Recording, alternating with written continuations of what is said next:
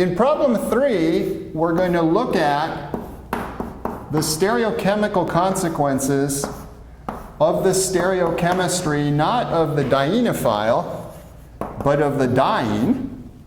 It's very helpful to fill in missing hydrogens here. So there's a hydrogen there, hydrogen there, hydrogen there, hydrogen there. And then let's look at the two individual double bonds. This one has a trans or E-type geometry through here.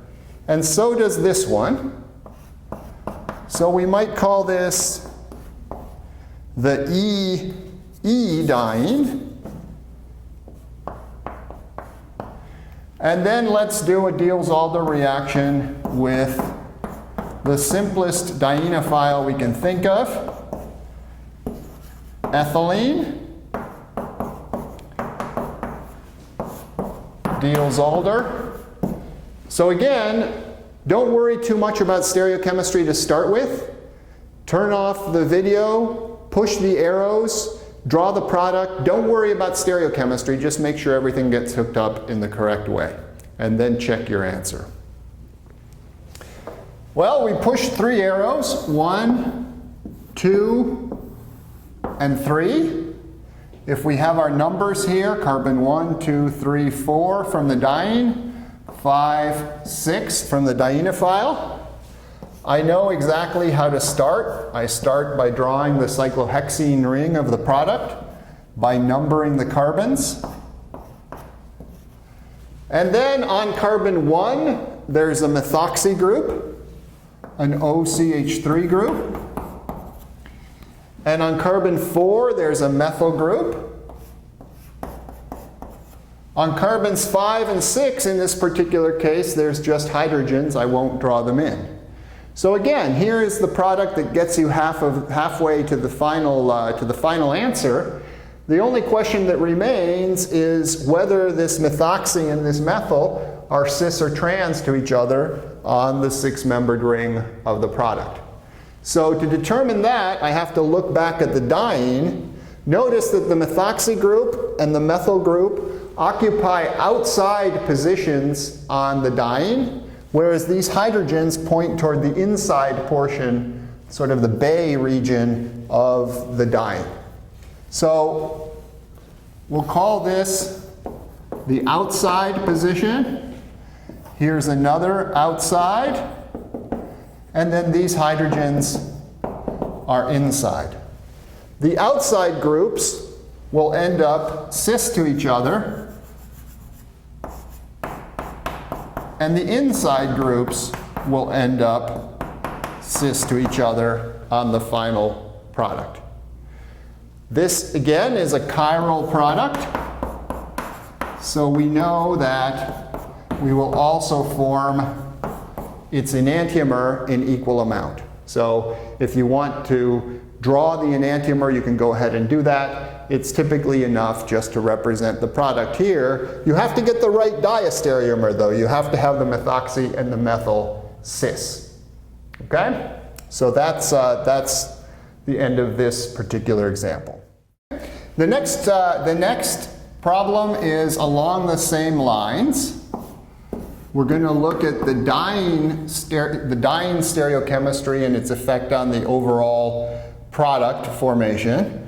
So here again we have an E double bond within the diene. Here it goes like this, trans. But now let's change the stereochemistry of the second double bond of the diene. It's now a cis or Z double bond geometry. So we might call this the EZ diene. And let's stick with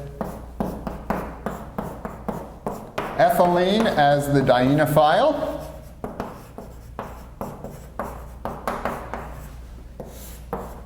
So again, write the Diels-Alder product, including stereochemistry, using the same logic that we used in the previous problem. Number the carbons. Push the arrows. draw the cyclohexene ring of the product, put the numbers on the ring,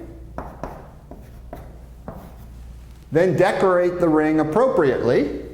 In this particular case, again at carbon 1, there's a methoxy group, and at carbon 4, there's a methyl.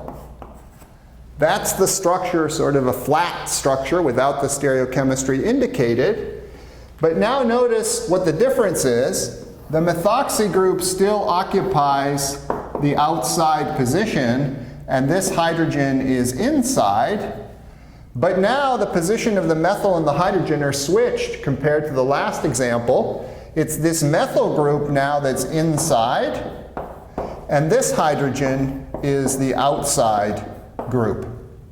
So in the product, instead of having the methoxy group and the methyl cis to each other, they will now be trans. You can fill in the inside hydrogen and